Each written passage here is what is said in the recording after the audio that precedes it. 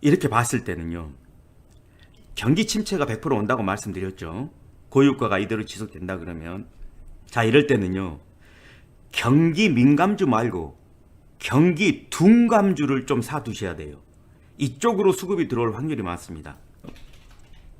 될 수 있으면 경기 둔감주이면서 배당을 좀 많이 주는 그런 종목으로 외국인 수급이라든가 이런 것들이 들어올 확률이 많아요. 외국인 수급은 반드시 들어오게 돼 있습니다. 방향이 중요해요. 환율의 방향. 환율이 올라갈 때는 외국인 수급이 빠져나가죠. 환율이 얼마이건 간에 방향이 내려가는 방향에서는 외국인 수급이 다시 들어와요. 왜냐 그러면은 그 차익을 챙기려고 하는 것이니까요. 그러니까 얼마다가 중요한 게 아니고 방향. 올라가는 중이다. 아니면 내려가는 중이다가 중요한 거예요. 내려가는 중이면 환율이 얼마가 됐건 외국인 수급은 다시 들어올 수밖에 없습니다. 지금 많이 올라갔다 싶기 때문에 환율이 조금만 조정을 받게 되면요, 외국인 수급은 다시 들어올 확률이 많습니다. 자, 그랬을 때 경기 침체일 때는 경기 민감주가 아니라 경기 둔감주, 그 중에서도 배당을 많이 주는 종목, 그 중에서도 분기별로 배당을 주는 종목에 투자를 할 필요가 있다. 이렇게 보시면 돼요. 대표적인 것이 뭘까요? 자, 일단 SK텔레콤이죠. 자, 이런 것도 중요한 방향인데요. SK텔레콤 봐보세요. 3월 말경을 해가지고 또 분기 배당을 할 거예요. 외국인들이 벌써 들어오고 있잖아요. 최근 들어가지고 며칠 동안 외국인들이 계속 팔거든요. 근데 이런 종목은 들어오고 있잖아요. 경기 둔감주이면서 통신주는 경기 침체의 영향을 별로 안 받죠.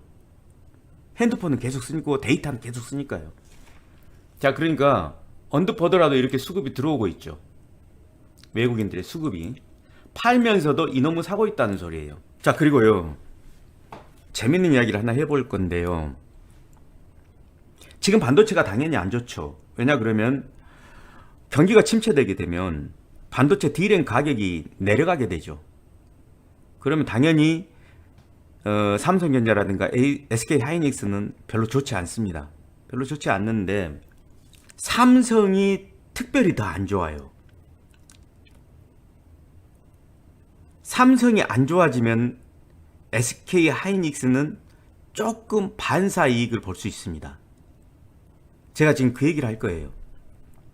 왜냐 그러면 SK하이닉스도 앞으로 분기 배당을 하거든요. 돈 잘 벌어요. SK하이닉스는.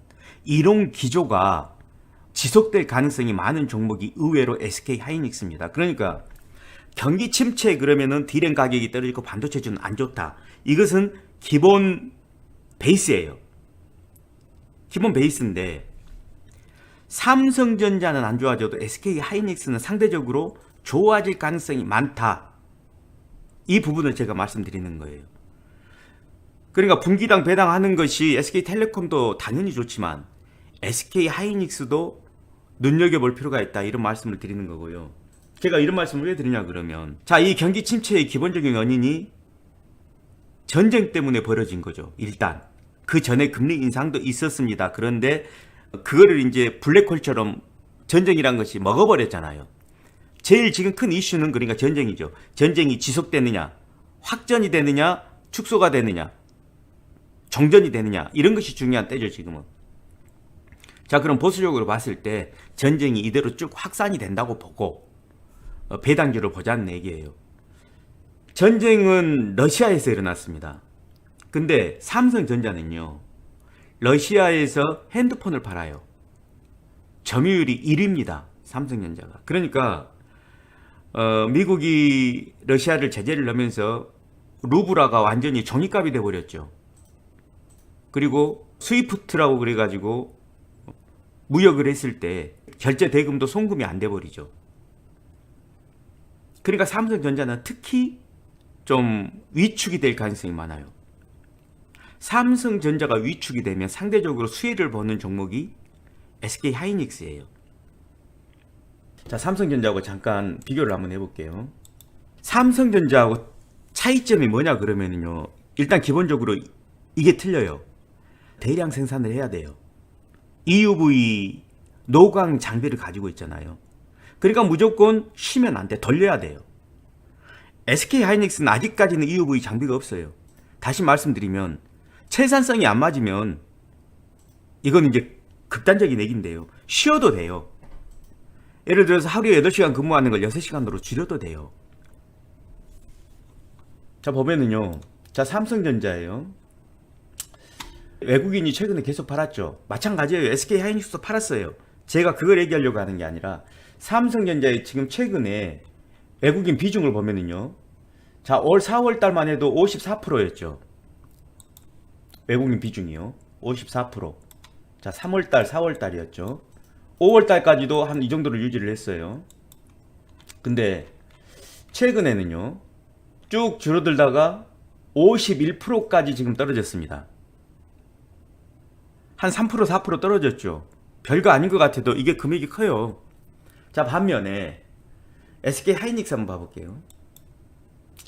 SK하이닉스는 이렇게 파는 것처럼 보여요. 똑같이 팔았어요. 팔았는데 외국인 비중은 50%죠. 그럼 과거에는 어땠나 한번 볼게요. 자, 여기 보세요. 48%였죠. 과거에는 47%까지도 떨어졌었어요. 46%대도 나오죠. 이때가 2021년 9월 달이에요. 근데 지금은 어때요? 지금 50%예요. 뭔가 틀리죠. 그러니까 똑같은 낸드, 똑같은 D램, 그러니까 메모리 반도체를 만드는 회사예요. 대표 회사죠. 대표 회사들인데 리스크에 관해서 외국인들이 보는 관점이 다르다는 얘기예요. 더구나 SK하이닉스는 뭐다? 주주 친화적이잖아요. 돈을 잘 벌어갖고 이번에도 배당을 무지하게 많이 했어요. 등치가 작다 보니까 리스크에는 빨리 방어가 되고 또 틈새 시장 때문에 오히려 성장할 가능성이 있다고 외국인들은 보고 있는 것 같아요. 그래서 어제, 그제, 그그제 뭐 이런 식으로 보면 외국인들이 매도를 하고 있는 것 같지만 전체적으로 보면은 SK하이닉스 같은 경우는 외국인들의 비중이 조금 더 늘어났어요. 그러니까 이런 부분 참고하시고요. 그래서 저는 배당 잘해주는 SK하이닉스도 조금 눈여겨볼 필요가 있다. 더구나요. 만약에 이건 제가 보수적으로 본 거예요. 희망적으로 본다면 전쟁이 잘 마무리가 된다면 제일 수혜를 받을 수 있는 종목이 뭐냐? 반도체예요. 왜? 지금 푸틴만 어디 가서 죽어버리면은요 세계 경기는 다시 확 일어나요. 일단 원자재 시장이 급속도로 안정이 돼버리게 되고 악재가 해결이 되었으니까 당연히 글로벌 지수는 경제 자체가 활성화가 될 수밖에 없잖아요. 그렇게 되면 모든 전자기기에 들어가는 반도체, D램은 당연히 D램 가격 자체가 갑작스러운 수요로 인해 가지고 D램 가격이 올라가겠죠. 그래서 전쟁이 끝나게 되면 보수적으로 봤을 때도 통신주만 관심을 가질 게 아니라 오히려 이 전쟁 때문에 피해를 보고 있는, 그렇지만 외국인 지분이 오히려 알게 모르게 늘어나고 있는 SK하이닉스 같은 종목도 관심 있게 볼 필요가 있다라는 걸 말씀드리는 거예요. 자, 그리고요. 기왕 말이 나온 김에 SK하이닉스의 최대 주주는 SK스퀘어죠. 자, SK스퀘어가 정말 신저점을 찍었습니다. 49,050여 원이면 정말 이건 상상도 안 되는 가격이에요. 정말 레버리지만 아니라고 그러면, 내 돈만 있다고 그러면은 이런 종목들은 정말 다시는 이 가격이 오지 않을 정도라는 생각이 들 정도로 정말 호감이 가는 가격입니다. 정말 좋은 가격이에요. 더구나 SK스퀘어는요 반도체뿐만 아니라 3월달부터 4월달 또 6월달까지 자회사 중에서 원스토어 또 SK쉴더스 이런 조단위급 자회사들을 상장을 해요. 물론 지금 투심이 안 좋아가지고 자회사를 상장한다는 것이 성공을 할지 안 할지는 모르겠어요. 근데 어찌됐건 재료가 전혀 없는 종목보다는 훨씬 좋잖아요. 푸틴이 SK 스퀘어 자회사 상장하는 날 맞춰가지고 미사일을 쏘지만 않으면 저는 이런 재료를 가지고 있는 또 SK 쉴더스도 눈여겨볼 필요가 있다 이렇게 봐요. 왜냐 그러면 SK 하이닉스가 좋잖아요. 그럼 지금 이것은 역방향으로 움직이고 있는데 지수가 이건 굉장히 인위적인 부분이 있어요. 제가 또 나중에 기회가 되면 자세히 설명을 하겠지만 하여튼 SK 스퀘어는요 딱 한 가지, 신용만 쓰지 않게 되면 이런 종목은 정말 이 가격이 정말 마지노선입니다. SK 하이닉스 말씀드리면서 SK 스퀘어까지 제가 잠깐 말씀을 드렸네요.